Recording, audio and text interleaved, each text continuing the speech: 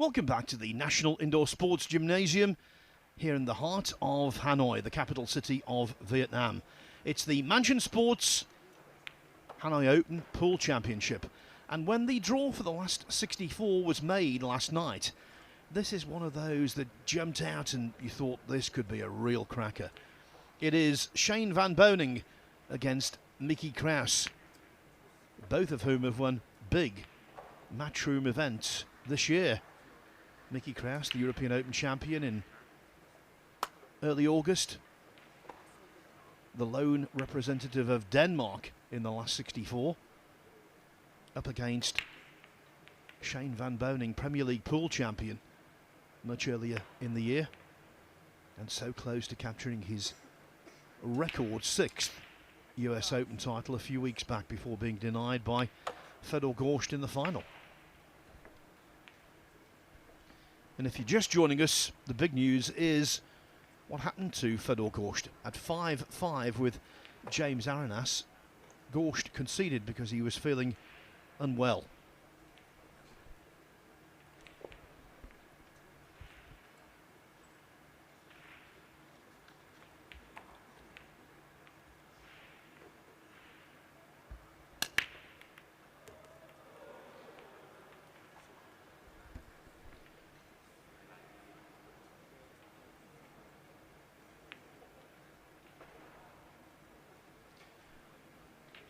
Hard to pick a winner here. I think any time he queues up, pretty much, Van Boening would be regarded as a favourite.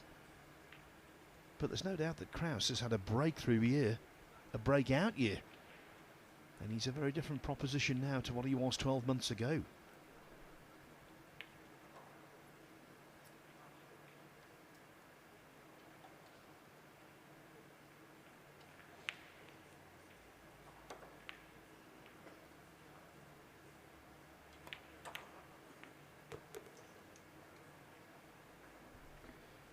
He's got that imperceptible asset that all sportsmen crave: confidence.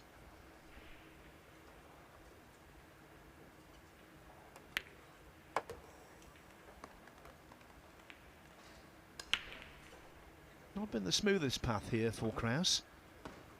The road has been a little rocky, but now he's into single elimination. Never discount his chances, never, against anyone these days.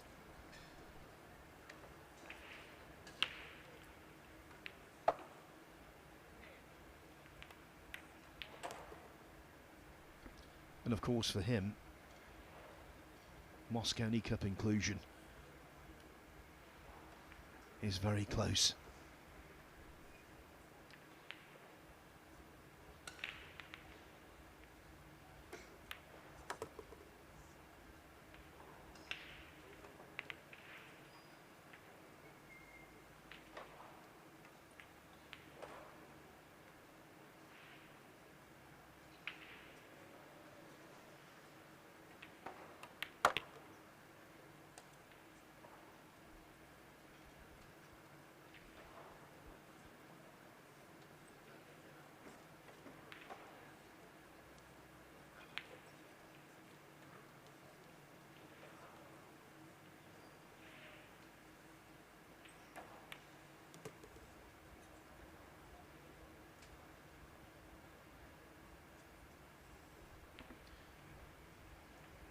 And here, winning the first rack is close.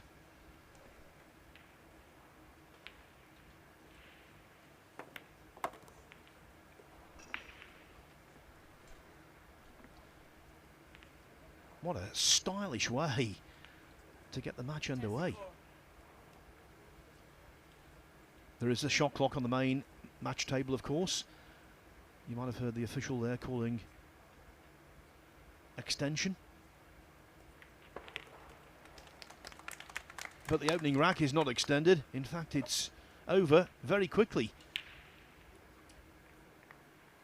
Very good from Krause. Very good indeed. He'll want to continue in that vein. If he does so, regardless of his huge career accomplishments, Shane van Boening will have quite a few problems. A break and run out straight off the bat. Superb pot on the 2 from distance, then the bank on the 3, and after that it was, well, relatively plain sailing.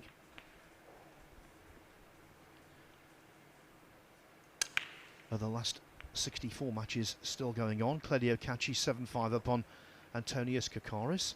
Robbie Capito on the hill against Lin Shikai 9-4. Jason Shaw was involved in a real tussle now with Landon Hollingsworth. Shaw bounced into a big lead early on, but now it's only a slender lead at 8-7.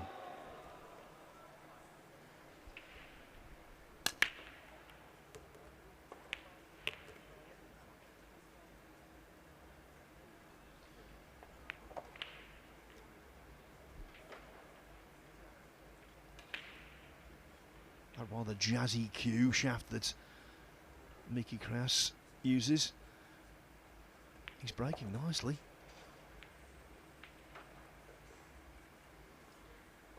But the end position of the 2 does him no favours. Had the 2 been on the way the rest of the balls are, the second rack might well have gone the way of the first.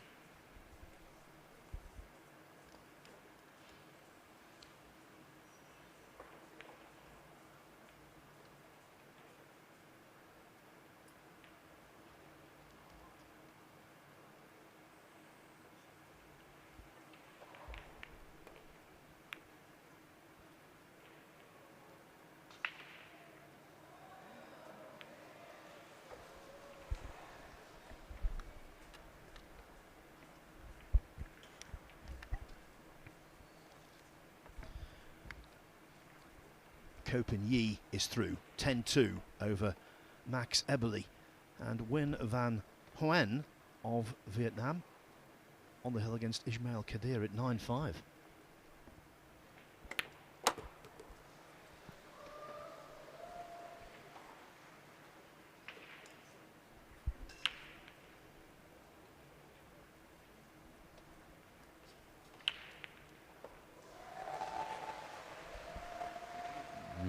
Draw stroke here. Just going to contact the 8 a little bit. Shouldn't be hard though. Ooh, he caught it much thinner than I think he expected. Now he's got to kind of make a decision coming across. Do you draw between the 8 and 9 back out to the center? Looks like he's trying to come forward, maybe 2 rails into the 8. Okay, just floating short of the 8. Could make it a hair awkward here.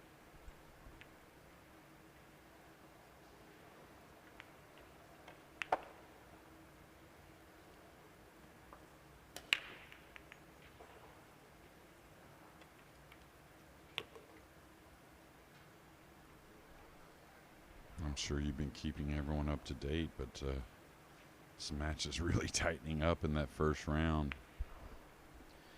Well, Yersin Kamayas had a massive lead over Fu Jianbo. Now it's only 9-8. And I talked just before you arrived back, Jeremy, about Jason Shaw being put through his paces by Landon Hollingsworth. Yeah, for sure. And now off the mark there on that shot. You could see as soon as he hit it, he was very concerned about the cue ball. And I don't think he can attack here. Watch out, cue ball. Should be okay. And he's always so good with the bare ball safety. It's, you know, one thing when you have a group or a lot of things that are easy, but that's all touch and, of course, some experience. It's also attitude, because when you foul up on a positional shot and you lose shape when you really should get it, sometimes players get annoyed and it leaks into the next shot. Wow, even better from Mickey Krause.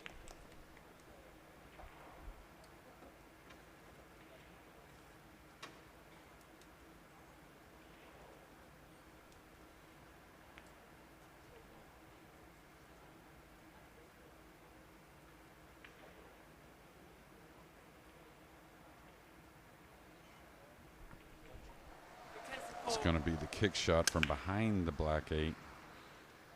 Now, what Mickey did really well also there is this kick shot becomes a lot more difficult when the cue ball's on the rail. You don't quite get as much spin you might take because you're hitting the very top half of the cue ball, so you got to judge it a little bit better.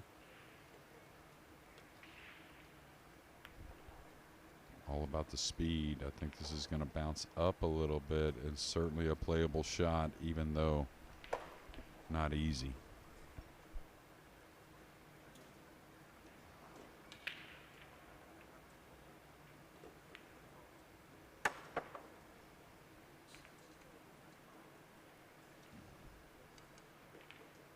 All right, you got to disregard the cue ball a little bit. No natural scratches that I see. So with the 9 pretty open in the middle, all about making this ball. And, you know, if something unfortunate happens like this, it's just something you're going to take. And it's always amazing that one extra game, that race to 10, it always seems to make it to where there's a lot more of a 2-part match, it seems, at least mentally for these players. They don't mind the 4-game deficit, the 3-game deficit, even when nearing the end.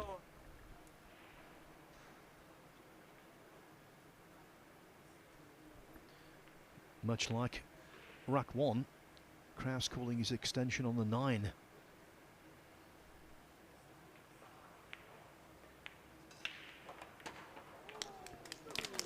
How about that? What a thin cut that was. Superb stuff from Mickey Krause. It really should have been 1-1, but the shape failed for Van Boening on the 8. And after a really good safety shot from Krause, indirectly benefiting with 8 and 9 there. So the Dane, the great Dane, 2-0 up. Yes, he is, and here's the mistake. I don't think it was enough speed drawing the ball to go by the 8 and back up anyways, so just got away from him. Again, a great shot there from Mickey, though, to keep the pressure on. And Phil's going to give us some scores. Some results. We talked about Mickey Krause being a youngster who's had a breakout year. The same could be said for Robbie Capito, the UK Open champion from Hong Kong. He's through 10-4 over Lin Shikai. And Jerson Kamayas has staved off that spirited fight back from Fu Jianbo to win 10-8. Win Kong Than and Jeffrey Ignacio hill at 9-9. And Jason Shaw on the hill, 9-7 now over Landon Hollingsworth. Yeah, not quite the connection we're used to seeing. Did get the 1 down, but you could see the balls didn't quite spread. So, didn't have to get snookered. It'll be a push out most likely. Could go for the jump, but you want to go for a jump whenever you have some type of future position, and I don't see that getting to the red 3 with the short cue.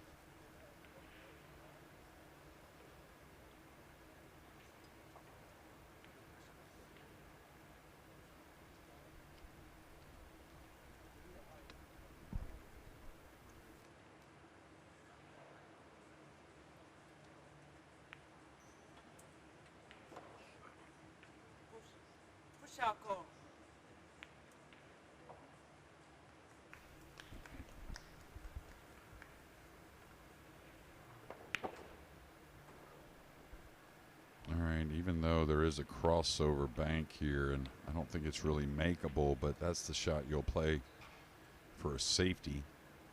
Shane gave this back pretty easily. Oh, he's going to bang this around. This is an interesting play. He could cross this over coming up the right side. Yeah, I was wondering about that.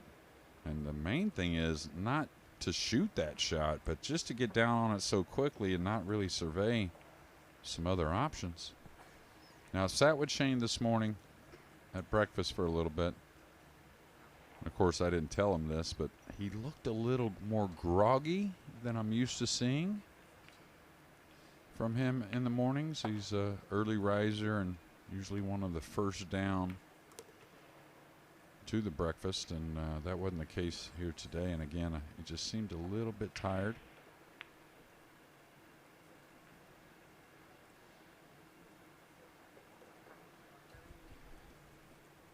Well, it is a 15-hour time difference between here and South Dakota. Yeah, and Actually, 13 hours. I was about to say, yeah, 13 there in Mountain Time, because he did move the purple as intended. Got a little thin on the pink maybe, but I've seen him the last several days, and he looked, to me, much different. Of course, he did come for the Perry, so most of these players very acclimated now. Although many did say it took a full week or so to get to that point. That's a nice shot there. It's going to fall a little straight. I think he fell just underneath it. He's had no issues so far. He beat Win Van Viet 9-3, then Dang Than Kien 9-4, before dispatching Besar Spahiu of Albania 9-2 in winners' qualification. So before this, he'd won 27 racks for the loss of only 9. Doesn't want to get the heaviest of angles on the 7, but don't threaten bumping the 7 here, going 2 cushions. Yeah, he's going to keep it pretty wide there. And he's going to fall very ideal.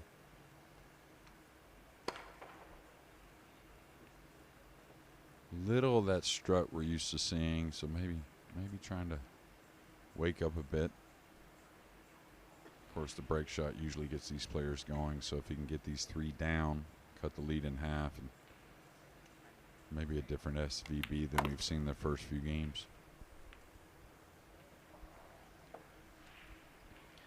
Always one of my favourites, SVB. Love watching him play. Just got that aura. Yeah, well, I forget who it was that said it the other day. It was another great player, and they just absolutely kept confirming that, and it was something they had watched here and maybe somewhere else here recently, that SVB is just absolutely the best to ever do it.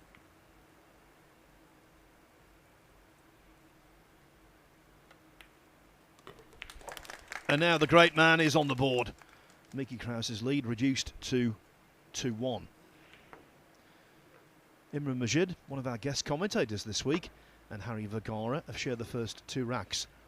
The winner of our match will play either Francesco Candela or Luong Doc Tien in the last 32. Candela's made the better start, leading 2-0. David Al-Kadi pulling away from Win Duc Thang. He leads 8-3. Duong Kwa Kwang and Dean Shields, 8 racks each. Dean Shields, not very well known, from Northern England, but what a performance this is. And there's a massive crowd around table 11. He's not used to that, and I think he's coping remarkably well. Tyler Steyer, 7-6 up on Patrick Gonzalez. Win Van Huen on the hill against Ismail Kadir at 9-7. Edward Kuyongian of Indonesia on the hill against Roland Garcia at 9-5. And Shane Walford has just taken the first rack from Elliot Sanderson. Watch out, cue ball. Hit him how he wanted. And the pool gods did not agree, and SVB, I'll tell you, one thing he gets a little disheartened about are those kisses that do produce scratches, but sometimes it creates a golden break, and sometimes the kisses keep the scratches. I'll tell you something, Jeremy. There's nothing to verify what I'm going to say here. There's nothing scientific, no numbers written down. But throughout the course of this year, I've noticed that he's been very unlucky in that regard. Scratching on breaks. An awful lot. Yeah, and I think he, mainly just because he's one of the most consistent doing what players are trying to do, draw one rail into the 9. And, you know, whoever devised these great games, that ball in the spot and where it's at, the 9 being there, there's a lot of natural scratches off both sides when you're coming across it. Now, a guy that's had a wonderful year and really obviously a breakout year, but I think we all kind of felt it was going to happen. He's had his struggles this week as well. Played a real great match and a loss yesterday, and then got through after that loss, but did feel a little under the weather at times. Yeah, he started off, he beat Liu Van Viet 9-3. Then an extraordinary contest against Raymond Farian of the Philippines. He won 9-8. Basically, Farian was 8-7 up. Krauss resigned to defeat. Farian missed quite an easy 9-ball across the top rail.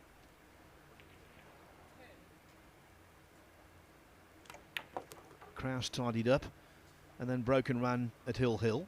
But then he lost that cracker to Albert Manus 9-8 before bouncing back to beat one of Vietnam's finest, Nguyen An Tuan 9-5 in losers qualification.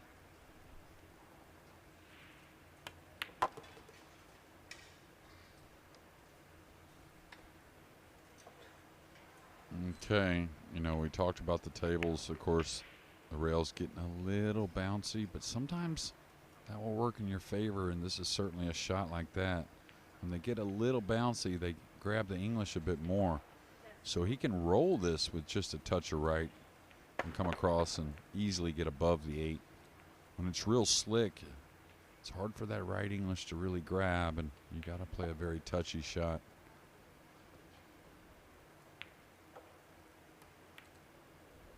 He played it that way anyways, didn't really roll the ball, more of a stun. And that was a big bounce off the second cushion. Yeah, stuns tend to bounce a bit more, not as much rotation on the cue ball.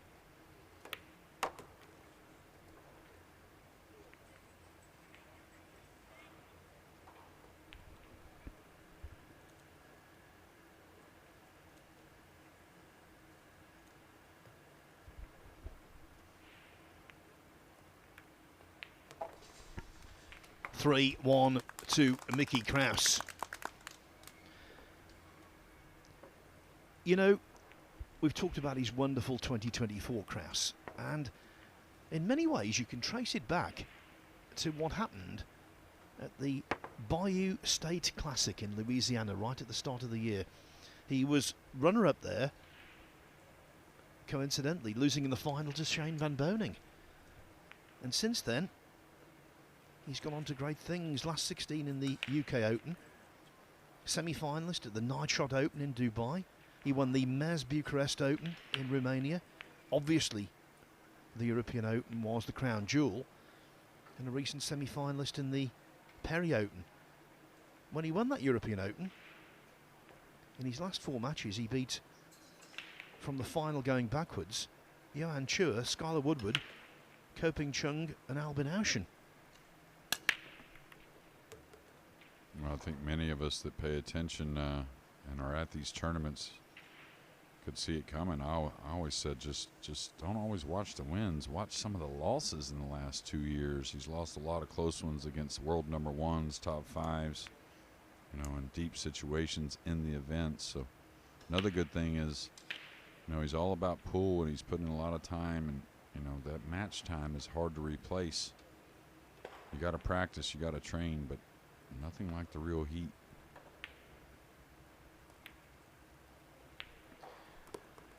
Our pal and co-commentator Michael McMullen comes out with some great lines occasionally. Well, more than occasionally, quite often.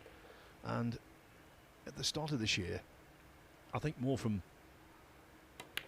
hope than expectation, when it was announced that the Mosconi Cup was going to be in Orlando, he said that would be a photo opportunity.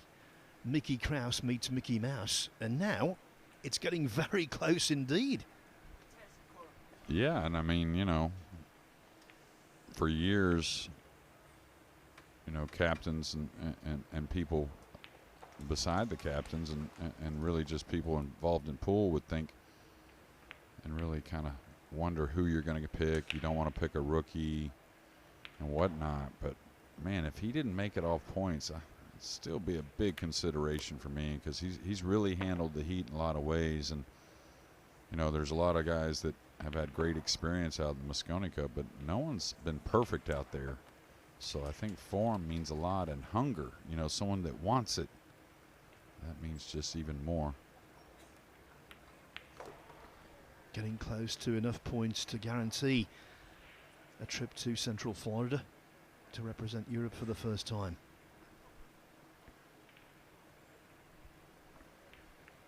In the Mosconi, of course, because he will be representing Europe next week in the Reyes. Yeah, and if he doesn't make it all points, you know, Jason Shaw will be there for Team Europe, and he's the captain, playing captain for Team Europe later in the Mosconi. So he'll get a bit of a look. If you're not up to date on things, watch out. This may fall underneath this ball a bit and get very awkward, kind of from nowhere.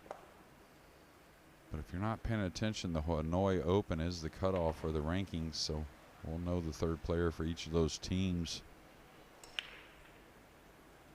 for the Mosconi Cup, and then the wild cards will be chosen here pretty quickly.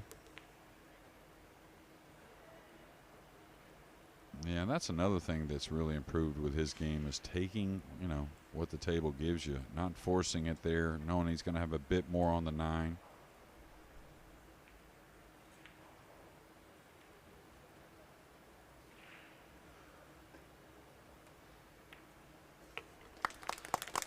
Very good.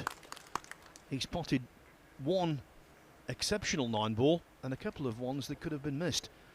And so Mickey Krause is having the better of the early exchanges. On most of the tables around this arena, it's the latter exchanges. Claudio Cacci 7-6 on Antonius Kakaris. Oscar Dominguez, he's battling for Mosconi Cup inclusion. 8-6 up on Chen Qingju. Jeffrey Ignacio, the great enigma. He's through again. You can't knock that. He's beaten Win Kong Than 10-9. Raymond Farion 2-1 up on Francisco Sanchez Ruiz. Copingham 2-0 over Mustafa Alner. Michael Bohannon has taken the first rack from Koping Chung. Jason Shaw can't quite shake off Landon Hollingsworth. It's 9-8 now. And Edward Koyongian has beaten Roland Garcia, doubled up at 10-5. One of the score. Win Van Huyen has beaten Ismail Kadir 10-7. Oh, and this is the big one. Vietnam's number 1, Duong Quoc Hoang, is out. Beaten 10-8 by Dean Shields. Wow, and I don't really know Dean. I asked about him a bit more yesterday. What a win there. And disappointing, of course, for Vietnam to lose their top player. And from what I saw, he had been playing really well. So I think Dean probably just played an exceptional match and a first big mistake that we've seen here getting snookered. Well, in terms of profile and in terms of the crowd size, that's the biggest match that Dean Shields has ever played in his life. And so congratulations to him for coming through. What a test passed.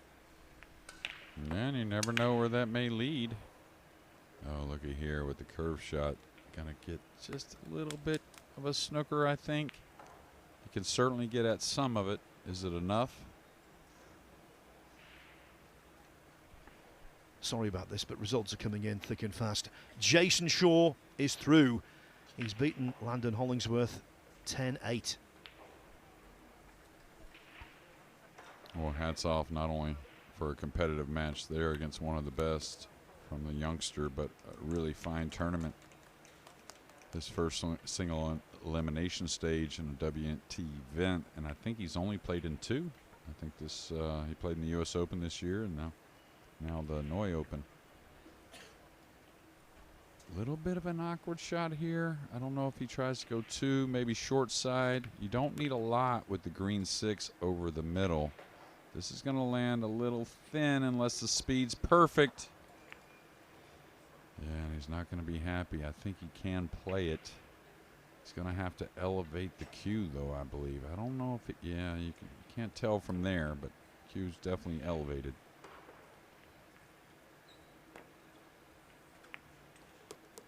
Kind of squeezed it home there, Phil.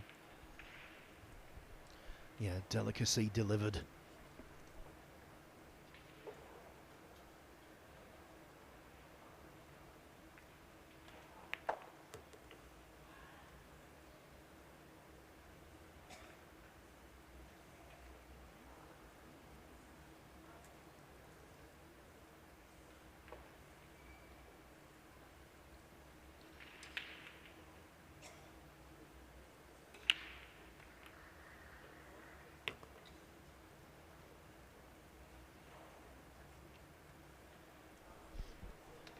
what I talked about with Michael earlier, which me and Jason Shaw had a discussion this morning about it prior to his match, that, you know, when the rails get a little bouncy, you just got to understand you're not going to play perfect position. It's just not going to happen. And if you start to stress about it, it can really domino.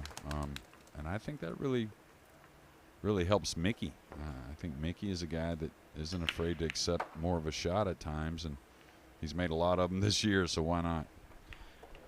I'm going to tell you a snooker story now. Ronnie O'Sullivan is the greatest player of all time. That's it. No debate. He's the greatest good condition player I've ever seen. But this is the thing. He's the greatest bad table player I've ever seen.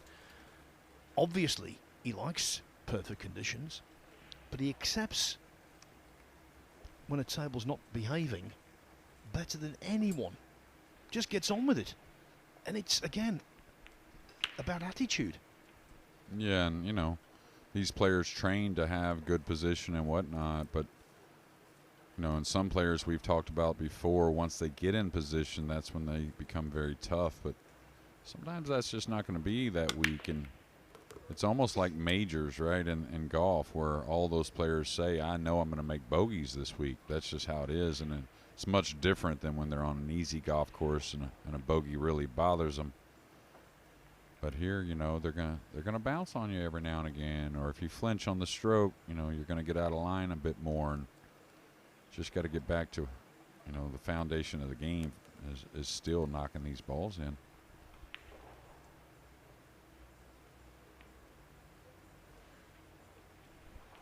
May have to go back and forth here. Doesn't really want to fool with the 7 too much, trying to get from the 5 to the 6. Excuse me, the 4 to the 6. I think he's gotten perfect to come one rail between the 7 and 9. Now, a lot of times there's an option Shane will want to draw the cue ball, which may be the case here.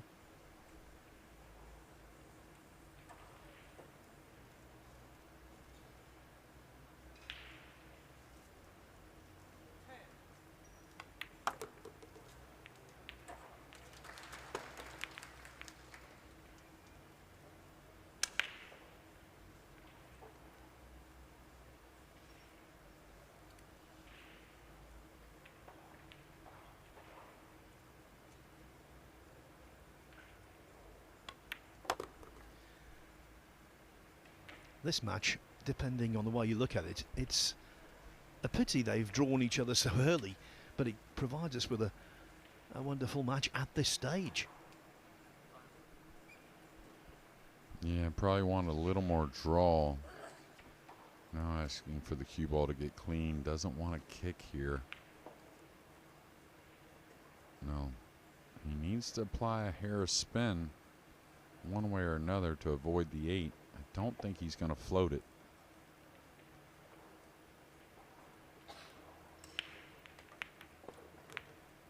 Yeah, watch out speed. This is going to get a bit more long distance than he desired. But again, like right here is prime. You know, you don't want to let up on that kind of shot. It really makes it missable. You got to go with the stroke you know. It's just going to be a hair more distance at times and maybe something a hair awkward. He's going all the way around here, Michael. I thought excuse me, Phil. I thought he'd stun out of the corner.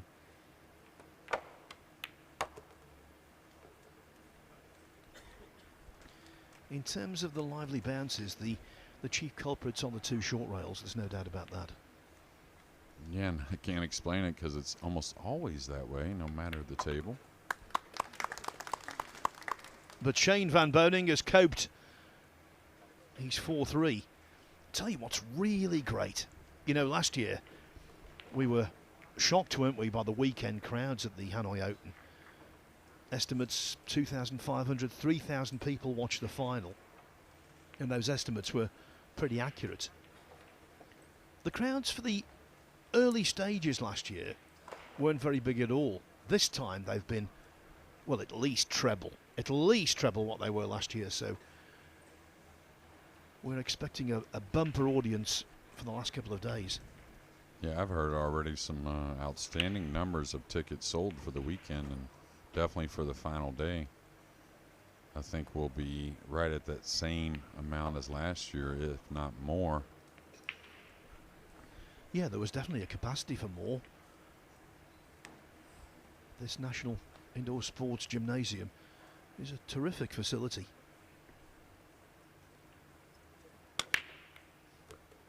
All right, couple kisses. The blue 2, it's always by itself. That's a good sign. Now Shane is definitely, intentionally taking some speed off. That's why we're not seeing the balls really fly around. Of course, kisses will cause a little more congestion at times.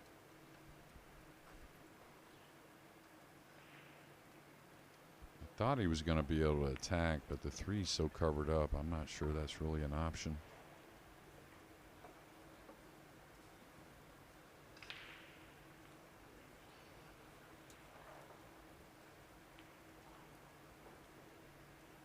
All right, is he going with a high ball here? Okay, he's drawing it.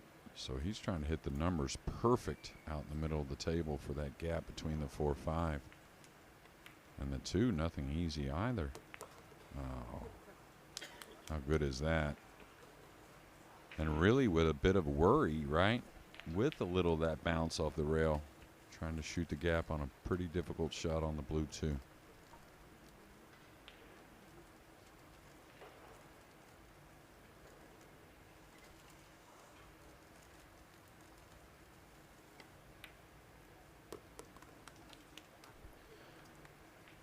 Played it with the side and almost missed it, but the 3 flopped in.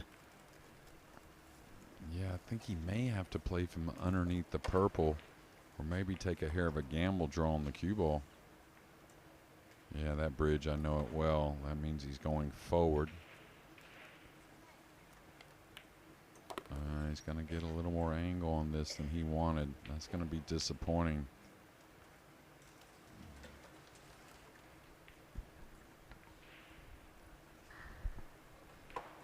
I'll tell you one thing, though. Talked about him at breakfast this morning, and if you watch the last several days, the face to me definitely looks a little more fatigued, even early in the day. But like the break shot gets so many going, and it does with Shane as well. Tough shots. If he buries a few tough shots, it really starts to pique his interest in a match even more.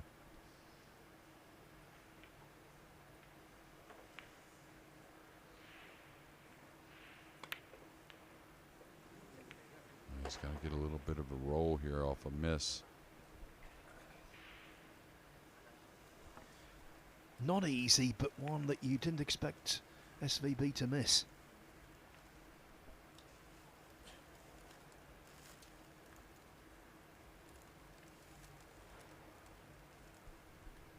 Okay, we saw him edge that ball on the 8 earlier.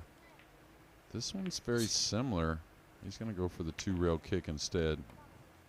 Hard to say anything wrong with this. He just didn't hit how he wanted.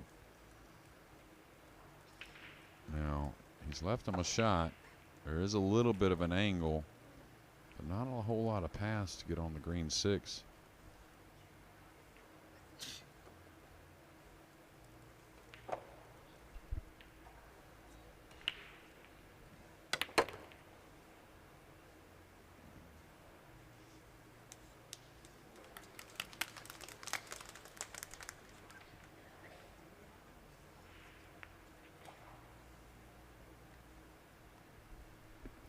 Pay attention here. Don't let this get away. Don't get over the 9. Okay, he decided to play for a little more cut and secure the cue ball.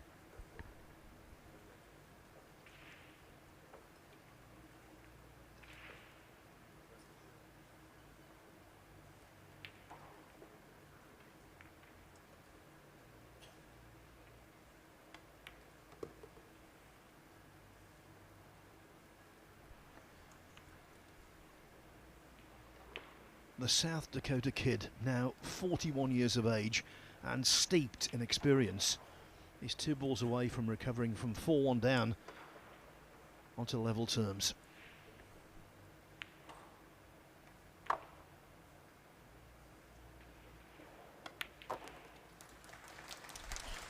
Oh, that in-rail bounce for sure. You could see it.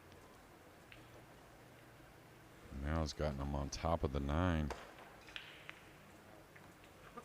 And you hate to be conscious of it, but that top cushion, I think you got to be a little conscious of it moving forward.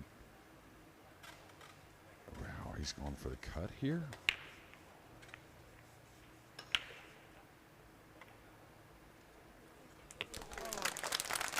Much like the wide ball off the 8, Shane van Boening bouncing back himself. It is 4-4. Great pot on the 9 after what happened the shot previously.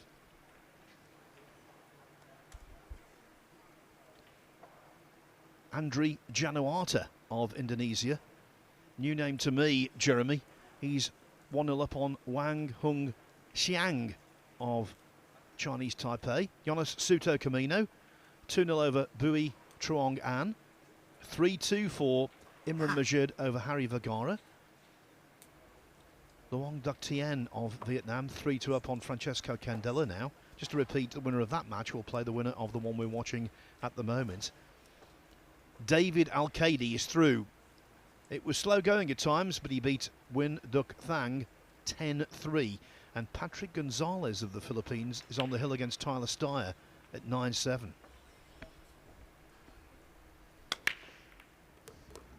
Okay, definitely a little speed, but a nice connection. Look at the spread.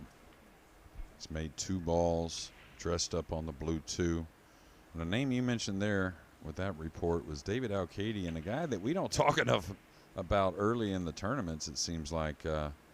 Just kind of makes his way through these fields a lot of times into the final 32 and 16, and then we talk about it and he pops up and wins some of them, but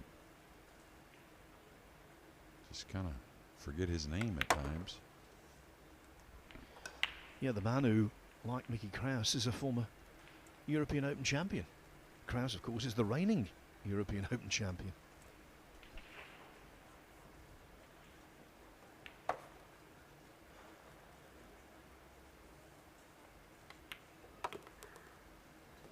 Pinched it nicely there. I'm not sure.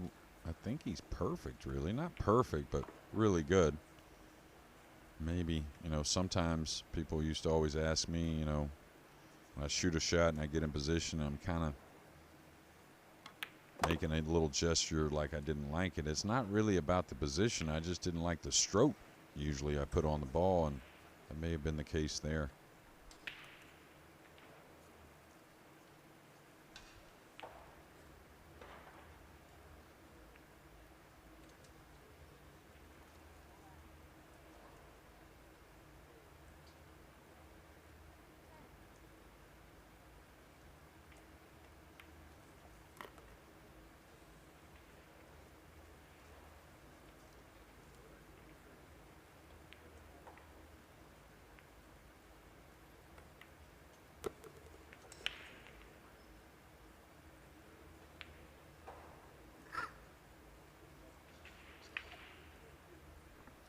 Not getting down on the shot quite as much as normal because of the position of the 9. Doesn't want to place his clothing over that and give a foul shot away.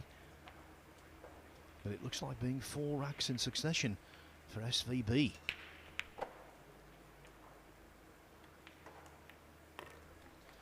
It is. From the depths of 4-1 down, he's fought back to take the lead at 5-4. Chen Qingju is fighting back against Oscar Dominguez on table 10. That one is locked together 8 racks each. Raymond Farian has taken a 5-1 lead over Francisco Sanchez Ruiz. Bernie Regulario and Kuo Po Cheng 1-1. Ko Ping Han, the junior of the 3 Ko brothers, 4-0 up on Mustafa Alner. Carlo Biardo 2-1 on Bessa Sparhiu. Shane Walford and Elliot Sanderson. Tough one to call that. That's 2-2, as is Ko Ping Chung and Michael Bohannon.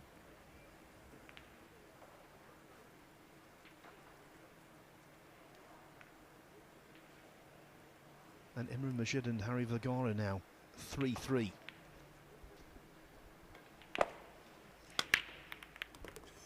All right, he's got that dialed in, the speed, the ones down. And Just look at the spread, though, and that's what I always like, and it really tells a lot about the connection from cue ball to the rack.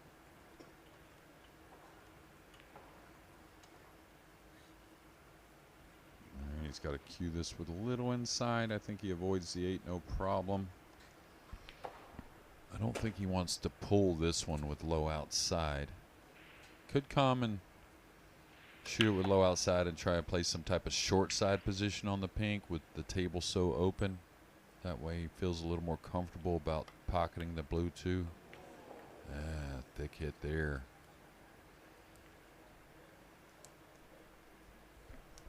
Well, even the very best can fall victim to something that happens to every cue sports player the world over at times.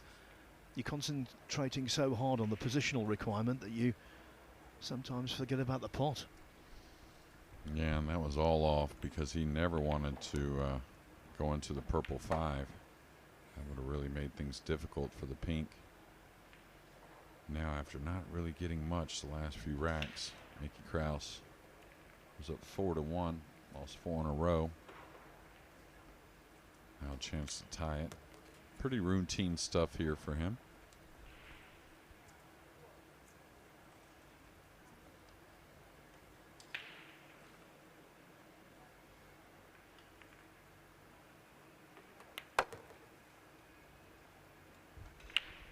This match a lot like the one he had against AJ Manis on this table. Very enjoyable. The racks ticking by quickly. Oh, watch out for this rail. Definitely had some speed. He never intended to go that far and get that close, but it'll be okay. What he's sizing up now is not really the route, but just making sure he clears his head with the speed. Doesn't want to fall straight on the 8 up table. This may fall a little straight. This rail's going to bounce a little bit. He is off the cushion, which helps. And you can see SVB noticing that quickly.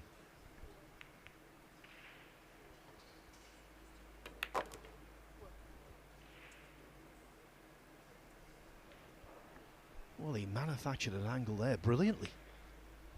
Yeah, and kind of slow drew the ball, which is correct if you're going to play it.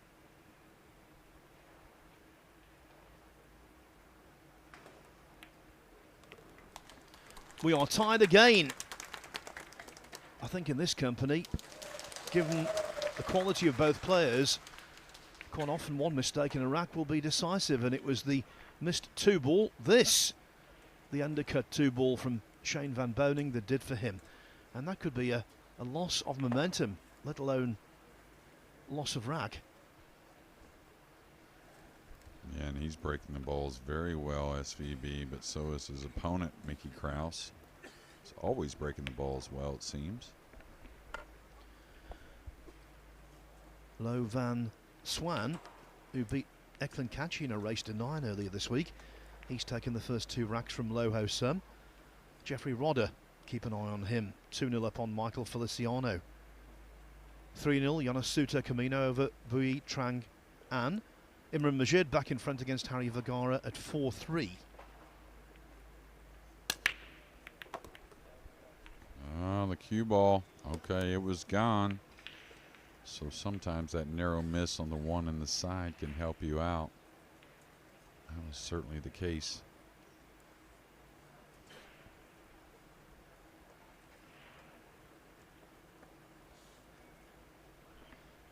Well, he pulled off a intricate break and run out in the first rack. Yeah, this is funny. I'd love to get that gap between the 8 and 9, just get at a pretty simple 3-7 combination, even if it was from some distance, which I think is the best thing to do. Just draw 1 rail out and take the shot on the 3. The combo is really not missable. Okay, he decided to stun over. Now a little awkward. I think the cut on the 3 is still there into the brown 7, but the cue ball is going to have a ton of speed. I don't really see too many issues, though. Oh, he's playing the kiss shot. I don't know about this, Michael. This could get a little awkward. He's trying to hit it lightly, maybe. Okay. Twice now you've called me Michael. That's right. Sorry, I was supposed to be working with Mike all day today, so I had that in my mind. Walked over with him today, and I don't know why that keeps sticking in my head, Phil. Sorry.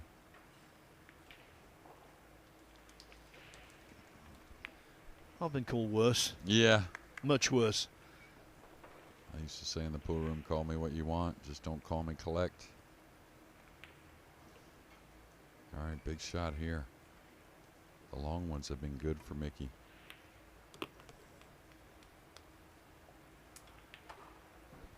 The one thing with him, and this is pretty much a given, after what's happened this year, we can say this, I think with total certainty. If he does lose, it's not because of a lack of bottle. He's got plenty. Yeah, for sure. That's what makes you great in any sport. Got to really kind of thread the needle going into 9 here. Uh-oh, this could be trouble. Ooh, caught the 8, and I don't think that was intended. You would normally never play the shot like that.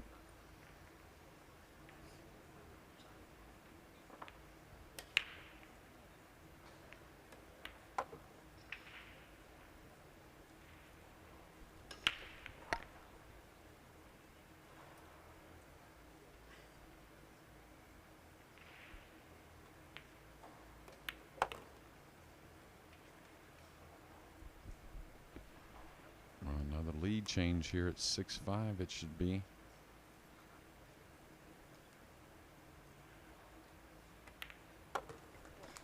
Indeed it is. This could be a very bad round for the last 3 world 9-ball champions. We know about Fiddle Gorst. Shane van Boening now trailing. And Francisco Sanchez Ruiz finds himself 6-1 down to Raymond Farian. Oscar Dominguez on the hill against Chen Qingju at 9-8. Not the first marathon Oscar's been involved in here this week. Kwopo Cheng 2-1 on Bernie Regulario. 6-0 for Coping Hanover Mustafa Alner. Skylar Woodward has taken the first rack from JC Cordova Garcia. AJ Manis and Marvin Assis 1-1. Carlo Biardo 3-2 over Bessos Sparhiu. Elliot Sanderson has the same lead over Shane Walford, as does Koping Chung over Michael Bohannon.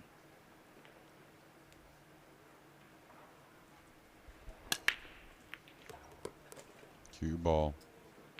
So there's been a kiss that, of course, is going to happen with the cut break.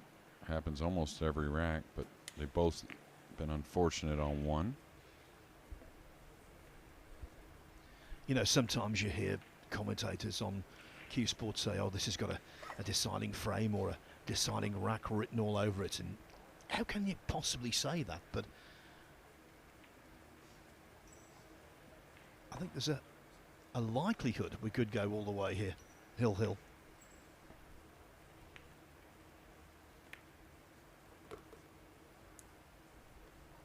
Okay, you can see the real work just from the 4 to the 5. The green 6 over the left middle. 8 and 9 both up table with it.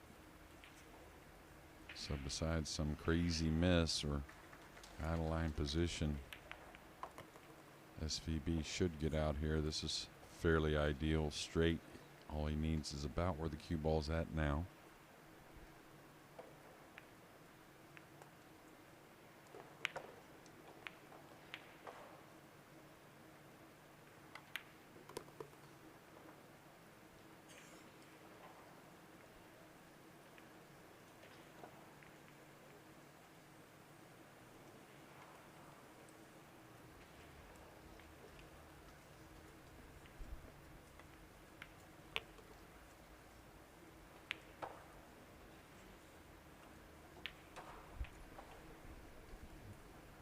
Okay, the overhead's telling us that he doesn't have to go into the 9. It's not that much angle, so should stay away from it, you would think anyways.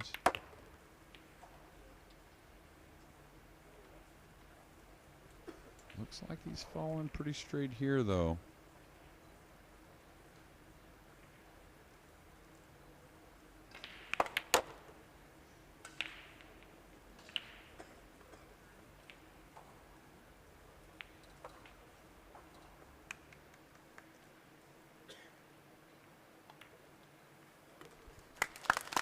It was 4-4, it was 5-5, and now it is 6-6. A match that I think it's fair to say is living up to expectations. Oscar Dominguez still waiting for victory over Chen Jing-Zhu at 9-8.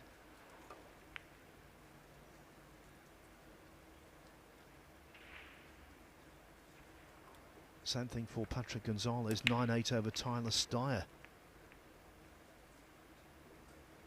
Luong Doc Tien, 4-2 up on Francesco Candela. Jonas Suto Camino hasn't lost a rack yet against Bui Truong An. 4-0 up is the young Spaniard. And it's also 4-0 for Jeffrey Rodder over Michael Feliciano. Lo Van Swan of Vietnam. He's 3-0 up on Lo Ho Sum.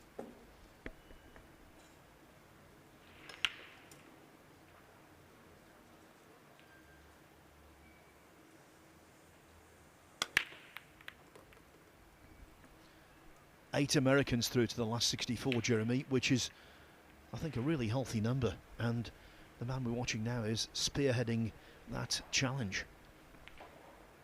Yeah, it's no coincidence that those numbers have grown percentage-wise, and of course not as many traveling to this event as we've seen in some of the past, but also some of the ones we didn't expect to make the final 64 maybe. And of course, Max Eberle had a good tournament and suffered a tough loss today against an opponent that was obviously on point, but Landon Hollingsworth making it. Of course, some of your usual suspects as well. All right, big shot. Keep the run going. He's going to get a roll, it looks like, anyways. Absolutely. And the way the one is nestled up to the four, this could be really useful. Yeah, I'm not sure he got the snooker. I guess he did, yep. I was watching Shane when he looked at it, and he kind of shook the head, maybe just shaking the head on the miss. Has he got the short cue out here? Wow, I'd like to see the elevation here. Hard to see from the, yeah, he's way up in the air. And that's because the four has gotten a lot of kicks cut off. Wow, what control. Well, to describe what he could see with the jump of the one as a sliver would be a slight exaggeration, but it wasn't a great amount, was it? No, and to get over the six so close, you know, the elevation always shows you how quickly they got to get the cue ball up, and to be able to kind of nip draw it and keep the speed to where the one doesn't get away or the cue ball. Pretty incredible. Is he looking at the kiss shot on the two? Usually when he stands over the ball like that, those two balls, he's trying to gain what he feels like that natural hit angle to come off the one with speed and maybe pocket the two. Yeah, that's what he was trying there. May get another little bit of a roll. No, this one's going to open up, and the two's over the pocket. There were a lot of safeties there, so he must have really liked it, Phil. As you say, Jeremy, open table. Not a cluster in sight. Yeah, besides the cue ball racing around and maybe getting lost, the fin on the one is, oh, he had to bank it. This is a bit unlucky, but we saw him really good with the jump cue just a couple shots ago. He's going to the air again.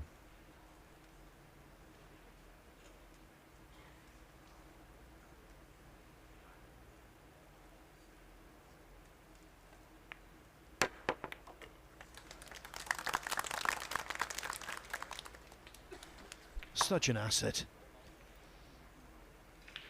And it seems to me to be a young man's skill.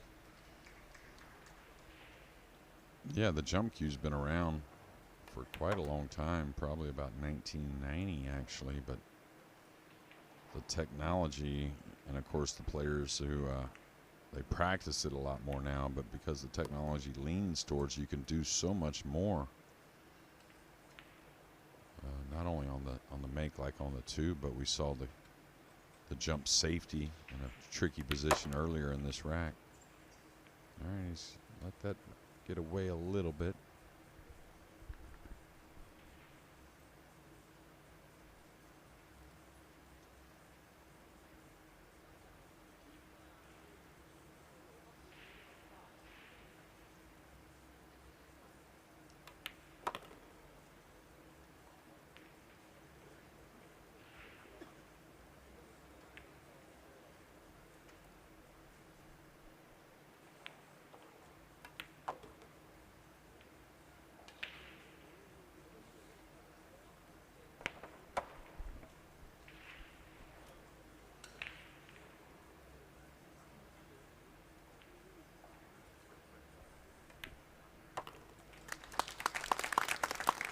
In a match of shifting momentum, Mickey Krause hits the front for the third time.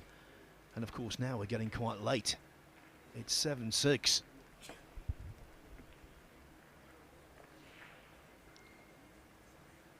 Tyler Steyer and Patrick Gonzalez. Hill. On table 17, it's 9-9. Same for Oscar Dominguez. He's going all the way against Chien Ching-ju. Little bit of a comeback to report for Francisco Sanchez Ruiz. He was 6-1 down to Raymond Farian of the Philippines. It's now 6-3. Bernie Regulario 3-2 up on Kwopo Cheng. Koping Han powering on against Mustafa Alner to 7-0. Skylar Woodward, the US Mosconi Cup captain, 2-1 on JC Cordova Garcia. 3-1 for AJ Manis over Marvin Assis. 4-2 for Carlo Biardo over Besar Spahiu. 18 Filipinos in the last 64. Amazing, really.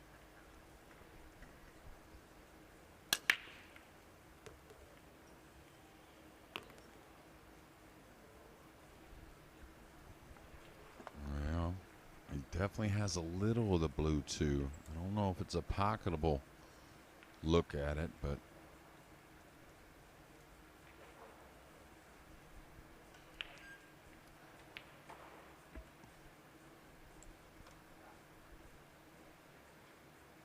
he's been incredible with the jump cue, but I mean, if the safety option's there, he certainly has the push-out option. Like to just feather this, just kind of rocking it over and using maybe the 9 and the 7, maybe, even if he has to swerve it a bit.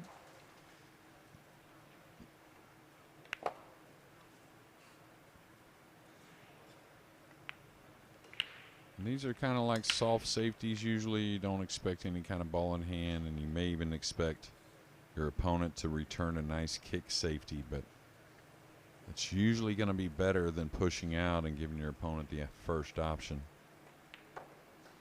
This is where Shane doesn't get enough credit, I think, on the tactical side. This one's going to give up something. Well, maybe not. The pink did come into play. Kind of kicked the 5 over and locked it up on the 7. The 3's already jumbled up a bit. This rack could take a while.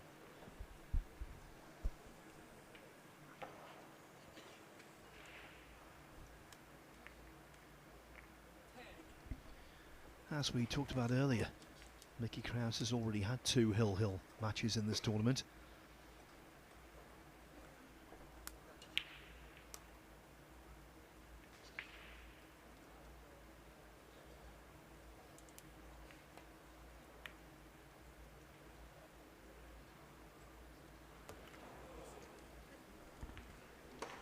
I like the plan. It was always a little bit of a gamble, putting the 2 near the 3, maybe giving up the side pocket and position on the red 3, but he was always just trying to keep that cue ball contained on the top cushion and just kind of take his chances from there. Is he just edging this? Okay. Yeah, I wouldn't say that was by design. I'm not sure exactly what he was trying to do, really. I think he was trying to cut the 3 by the 6 and let it maybe one rail back up near the 6 as he comes across. Now, Shane may play something on the lighter side here if he feels like he can accurately hit an edge of the red 3. Otherwise, just let him rock. Maybe he gets some fortune in some kind of way. You hate to kick at this and just sell out something straight in.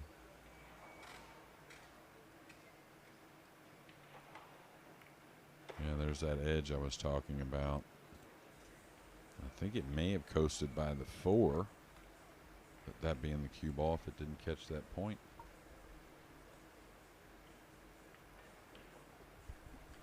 I think it's fair to say that while there hasn't been an outrageous amount of luck on either side, what's been going, the majority has been going in the way of Krause.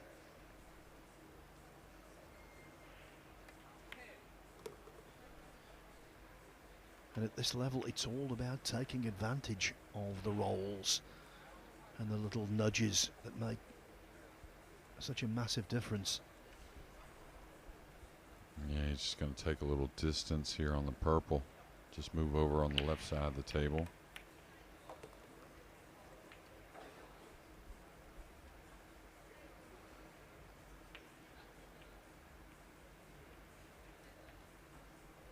Huge shot here.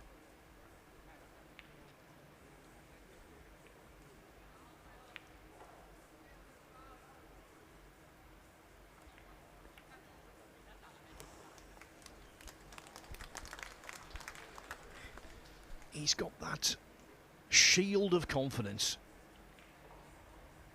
He's full of self-belief. And in situations like this, there is no better attribute. Yeah, self-belief is a good way to put it. And always talk about with other players, just be concerned with yourself. And of course, it's hard to ignore names like SVB and others, but the more you do it, the more you see it is the correct path.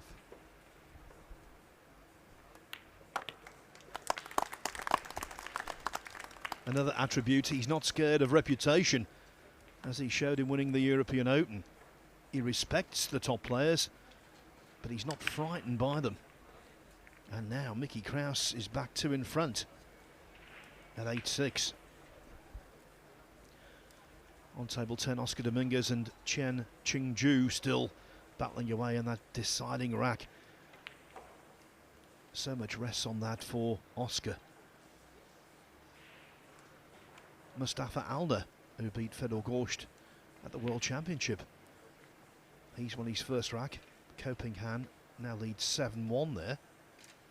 AJ Manis, highly regarded by many, including my co-commentator Jeremy Jones. He's halfway to victory already against Marvin Assis at 5-1. Carlo Biado halfway to victory against Bessos Barhiu at 5-2. And on table 2, you can see that match on the Matchroom Multisport YouTube channel, of course. Ko Ping Chung taking command against Michael Bohannon at 6-2. One more piece of information to give you as the Krause break continues to work. Tyler Steyer through. Gutsy performance.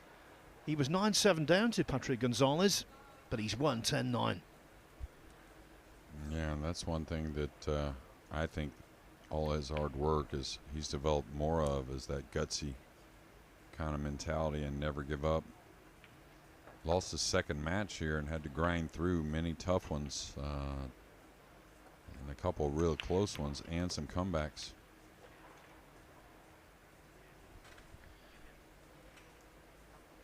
Given his dedication, his application, Steyer must be a real consideration for Mosconi Cup wildcard selection, even if he doesn't make the team. Yeah, I mean, you know, I think Skylar's in a good place with those players that we can narrow it down to for those final one spot or two, depending on how the rankings fall. But, you know, Tyler, you know, in that position trying to be chased by a few players, Skyler, and of course Billy's out, but after that win he had at the Battle of the Bull, he was in consideration to maybe an outside chance of catching on points. And you got Oscar and of course Skyler himself trying to get in that position. And not an easy position to be in, because it is late in the day, and you know, if he has a bad loss or something like that, you're wondering, is my captain going to look at that only, since it is kind of a trending sport. And it's late in the day in this match.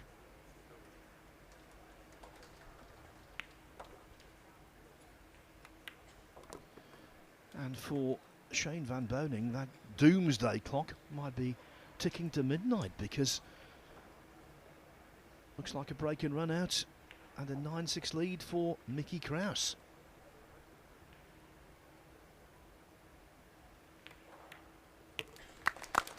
Looks like, and it is. Remember, he trailed 5-4 after being 4-1 up. But that mid-match wobble, it was shrugged off as if to say, that's nothing to worry about, I'll come again. And he has done.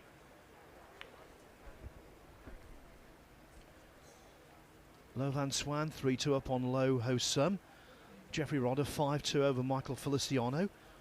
Andre Janoata of Indonesia 3-1 over Wang Hung Siang.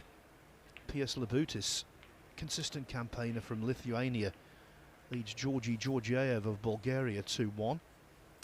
And Jonas Suter Camino having things all his own way, monopolising scoring. He's 6-0 up on Bui Truang An.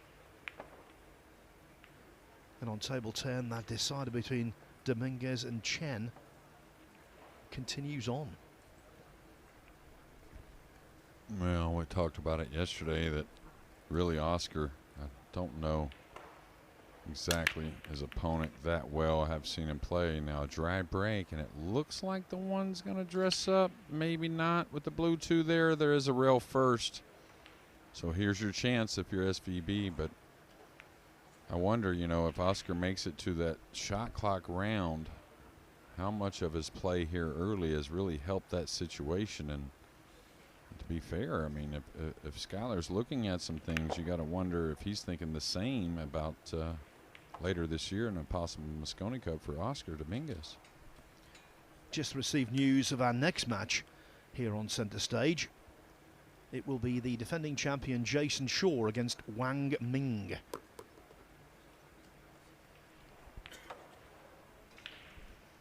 All right, an awkward rack near the spot with the 3, 9, and 7. I wouldn't say he's ideal on the 2, but he can get decent position. But the problem is he's got to really advance forward off the 3 to get to the pink 4 easily. And if he's got an angle on the 3 going towards the 9, it could be some kind of trouble.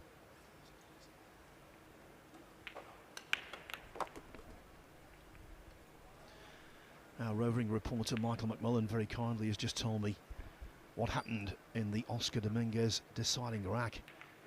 He had a tricky 9-ball to win it, but Oscar failed to knock it in. And Chen Qingju is through 10-9. Heartbreaking defeat for Oscar Dominguez. Yeah, with a pretty big lead in that match. Wasn't he like 5-2 or something like that maybe? I mean, of course, that's just 3 games early for these great players, not that much, but he was looking good. All right, this is the shot. Can he get to the pink? This has got to go a little bit. It's going to just sneak past, and he's close enough to it, even though there's an angle to be able to kill the cue ball. Is he going into the 7 here? Okay. That actually helped things getting from the 6 to the 7 later in the rack. I like that little step of SVB that I just saw. It shows me he's still very interested in trying to make this comeback and steal this match. Well, of course, this is small beer in terms of comebacks to the one he produced when he won the World Championship. in 2022.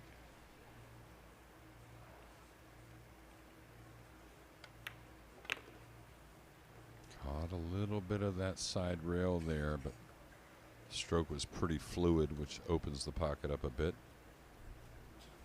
May just lay forward here, maybe an inch or so for the 8 in the right middle. Oh, he's going to go for the corner. That's good. Kind of a little in between. I like the corner on this shot myself.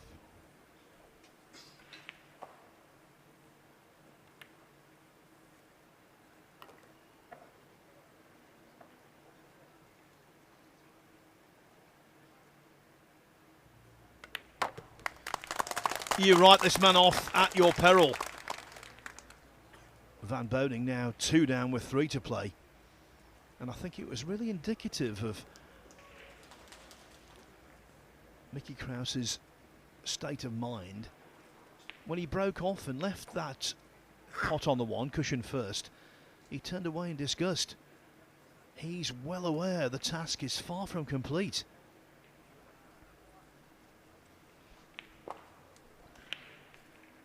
And let's put it this way, of course. SVB wanted to come in here and win this match 10-0. But if he can come through this and win 10-9, boy, I think he would be very hard to stop going forward. Yeah, agreed, Phil. And the break has been really good for SVB.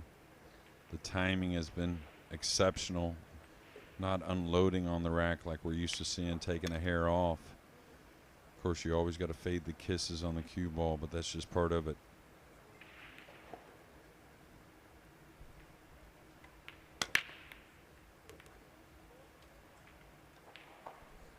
Okay, this is going to open up. And just a perfect angle to slide over between the 5-9 to get this run started. 2 words this week, Jeremy, I've not used.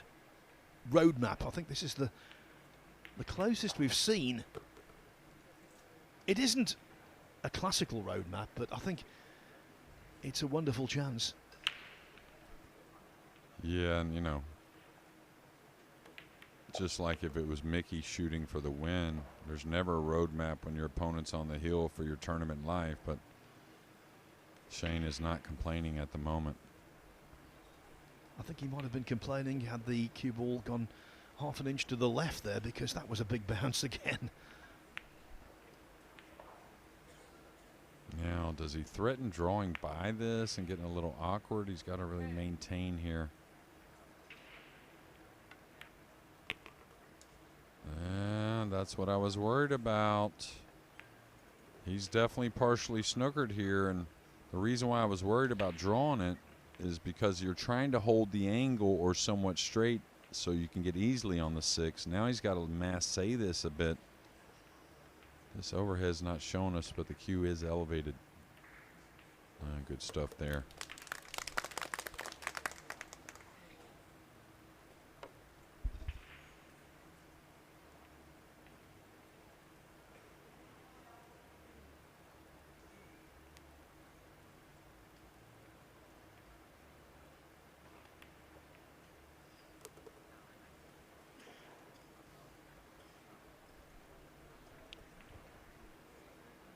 Okay, this sits pretty nice. Just don't get mental about that top cushion. It's all right.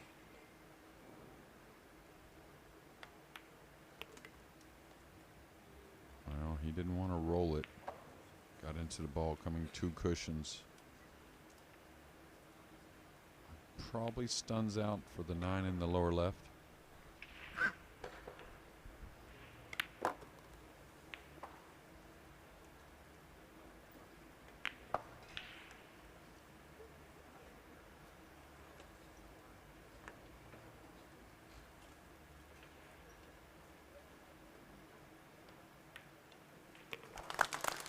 Another one is pulled back. A break and run out at a very timely juncture. Mickey Krause's lead reduced to 9-8. When we saw the draw for the last 64, it was almost a given this was going to be on the main table. How could you not put a matchup of this quality centre stage? Sometimes even with two giants of the game, matches don't really fizz, but this one has. Yeah, and again, Mickey with that dry break had a 3-game lead early in the match at 4-1 before losing that lead at 5-4. A similar situation here at 9-6. It's either going to be the win for him or a loss of 4 in a row again, and SVB takes it down. It's not going to change the break at all. Easy to be a hair more amped up just because you're making this comeback.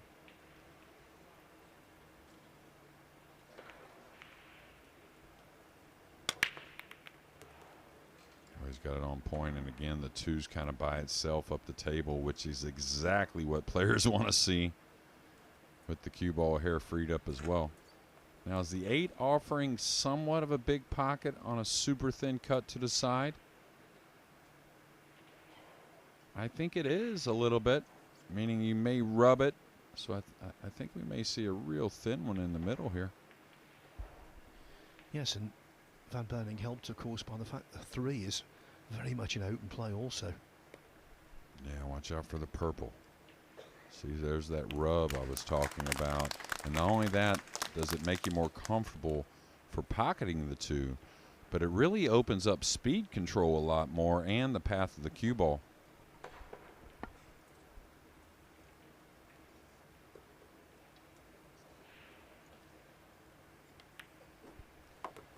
Mickey Krause sitting in his chair, waiting for any eventuality, but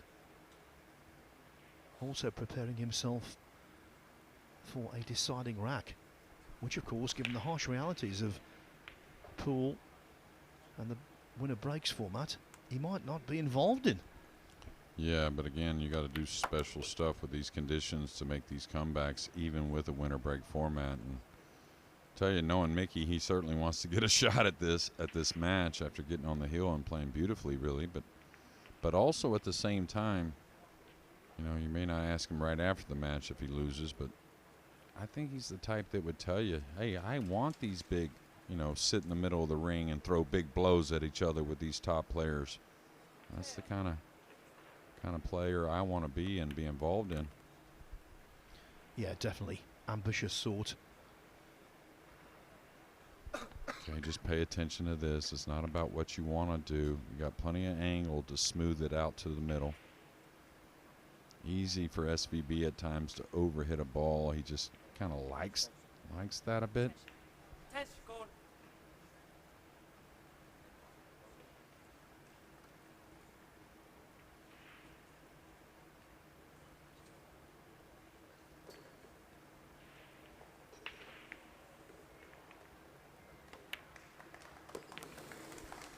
Oh, it caught that near jaw. It wobbled and wriggled, and finally gravity took its course. Yeah, I didn't want to jinx him, but I was a little concerned with the bridge, really, after he got up and changed. Just because when you squeeze that cue ball sometimes and you're hitting more speed, you can actually get a little more deflection, you know, with that bit of left English he had on there. So asking for the cue ball to be cleaned, which would suggest maybe he thought on the previous shot that he had a skid.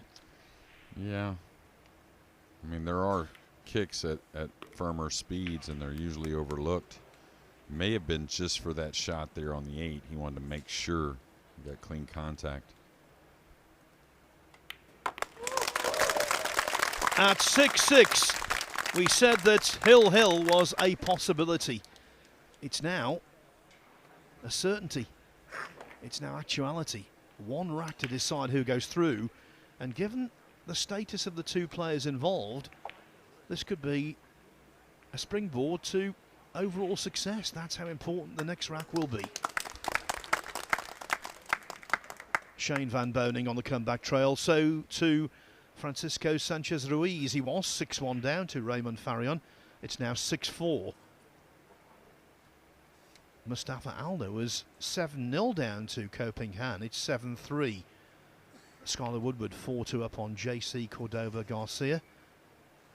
Carlo Biardo 6-2 on Besar Sparhiu.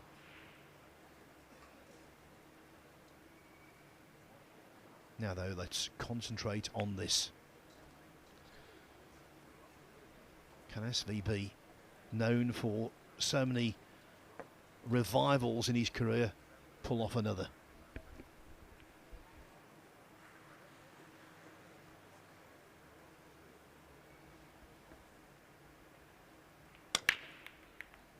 All right, the one's down, the two's open again. What's the three gonna do? Is it gonna elevate the cue a little bit? No, it hasn't.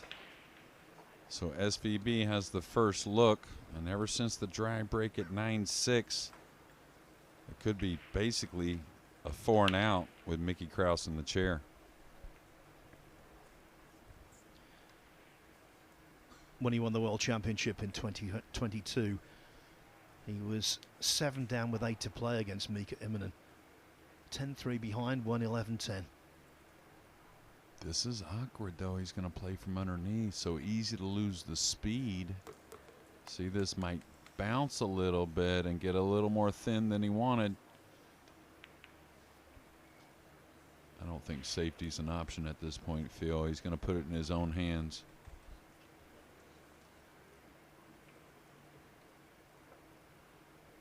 And really look at the table. It's one big shot on the red 3.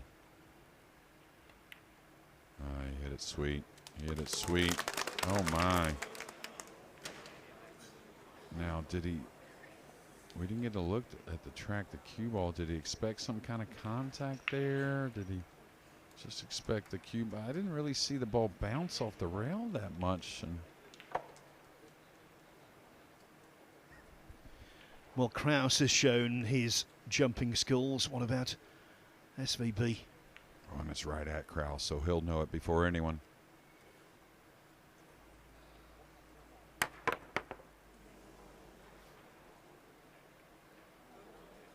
He's gonna get a little bit of a roll, it appears, maybe. Just a no, he's got a shot.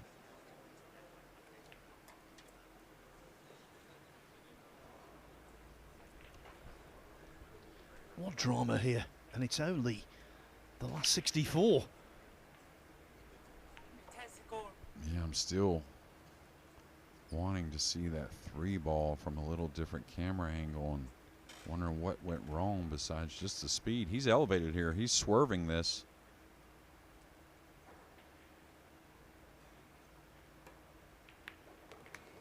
Oh, it's got to go. It's got to go. He's played some thin ones. The thin 9 earlier in the rack was really good. This requires not only a thin hit, but some side spin if he's going to get on the 6.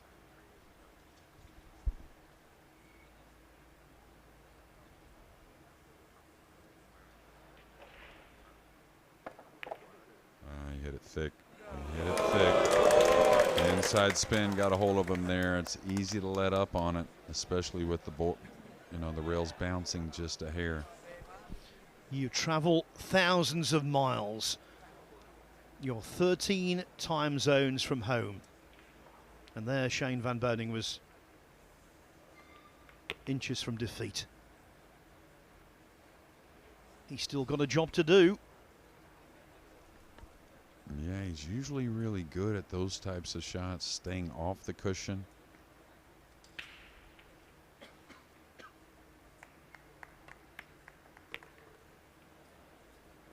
He's going to fall a little straightish here. I don't know. I think we'll get a camera angle from that pocket. We usually do anyways. Show us what he's working with. He's got a little bit of an angle, but when it's hill, seems like none.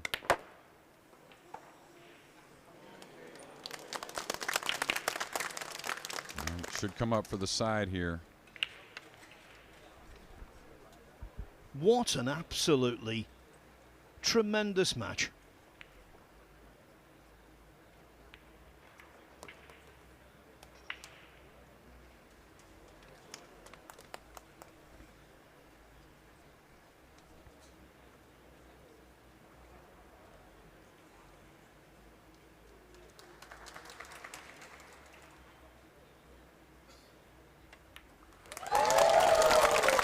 Shane van Boening has taken the Mickey Mickey Krause out of the Hanoi Open.